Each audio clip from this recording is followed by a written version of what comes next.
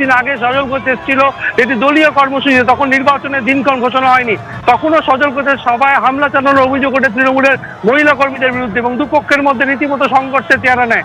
ফের সজল ঘোষ প্রার্থী হিসাবে মনোনীত হওয়ার পর থেকেই আবার নতুন করে উত্তপ্ত হতে শুরু করেছে বরানগর। এবং আজকে সজল ঘোষের দলীয় কার্যালয় গোপাললাল ঠাকুর রোডে, সেখানে সেই কার্যালয়ের যে গেট, সেখানে গেটের সামনে তৃণমূলের পক্ষ থেকে তার হোর্ডিং খুলে তৃণমূলের হোর্ডিং লাগানোকে কেন্দ্র করে রীতিমতো উত্তপ্ত হয়েছে পরিস্থিতি।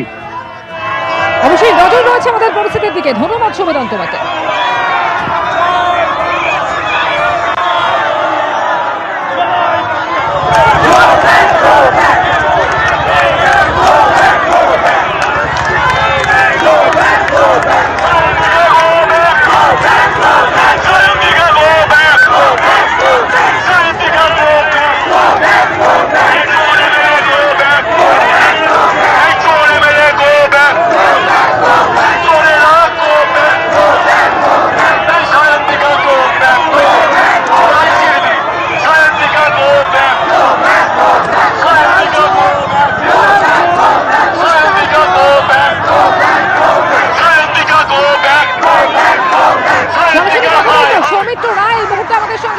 সৌমিত্র, অভিযোগ পাল্টা অভিযোগকে কেন্দ্র করে একেবারে উত্তপ্ত হয়ে উঠেছে বরানগর। পুলিশ ঘটনাস্থলে রয়েছে, র্যাব মোতায়েন করা হয়েছে। কি অবস্থা এখন সেখানে? দেখো, এখনো পর্যন্ত ঘটনাস্থলে উত্তেজনা রয়েছে, র্যাব রয়েছে।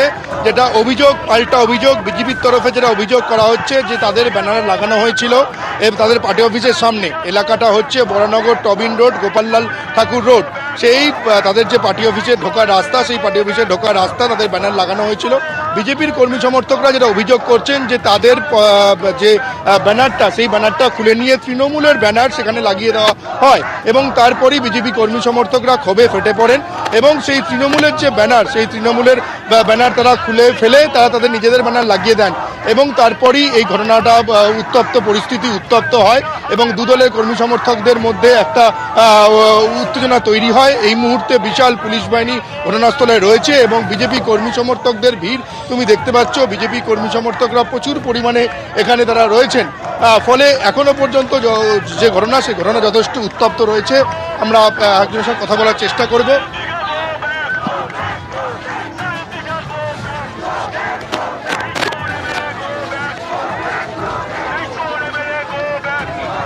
সৌমিত্রের সঙ্গে থাকো, সেই পরিস্থিতি এই মুহূর্তে তুলে ধরছি আপনাদের সামনে। বিজেপি এবং তৃণমূলের সংঘর্ষ, যে সংঘর্ষের সূত্রপাত হয় গোপাললাল ঠাকুর রোডে, যেখানে বিজেপির দলীয় কার্যালয় রয়েছে। আর সেই কার্যালয়ের সামনে বিজেপির তরফ থেকে যে অভিযোগটা করা হচ্ছে, যে সমস্ত পোস্টার লাগানো ছিল সেই সমস্ত পোস্টার খুলে তৃণমূলের পোস্টার লাগিয়ে দেওয়া হয়। আর সেখান থেকেই এই গন্ডগোলের সূত্রপাত এবং উত্তেজনা তৈরি হয়। বিশাল পুলিশ বাহিনী, র্যাব এই মুহূর্তে মোতায়েন রয়েছে ঘটনাস্থলে। বিজেপি এবং তৃণমূলের সংঘর্ষে রণক্ষেত্র হয়ে উঠেছে বরানগর। তৃণমূল প্রার্থী সায়ন্তিকা বন্দ্যোপাধ্যায় তিনি একেবারে স্পষ্ট অভিযোগ করছেন যে বিজেপির কর্মীরা বাইরে থেকে এসে তাদের কর্মীদের উপর আক্রমণ করেছে।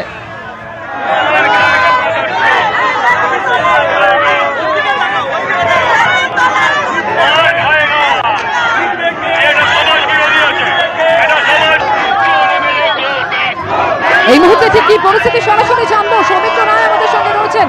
সৌমিত্র, এখন কি অবস্থা সেখানে? দেখাও এই মুহূর্তের ছবিটা। দেখো, এই মুহূর্তে প্রচুর পুলিশ বাহিনী ঘটনাস্থলে রয়েছেন এবং আমি এই মুহূর্তে যেখানে রয়েছি সেটা হচ্ছে বিজেপির পার্টি অফিস। তুমি দেখতে পাচ্ছ বিজেপির পার্টি অফিসে প্রচুর বিজেপির কর্মী সমর্থক তারা এখানে জড়ো হয়েছেন এবং তারা ঠিক কিছুক্ষণ আগেই তারা সেই ঘটনাস্থলে ছিলেন যে ঘটনাস্থলে ঘটনাটা ঘটেছে। এই ঘটনাটার অভিযোগ হচ্ছে যে বিজেপির কর্মী সমর্থকরা যারা অভিযোগ করছেন যে তাদের এই পার্টি অফিসে ঢোকার রাস্তার মুখে একদম মেন রোডে একটি তাদের ব্যানার লাগানো ছিল।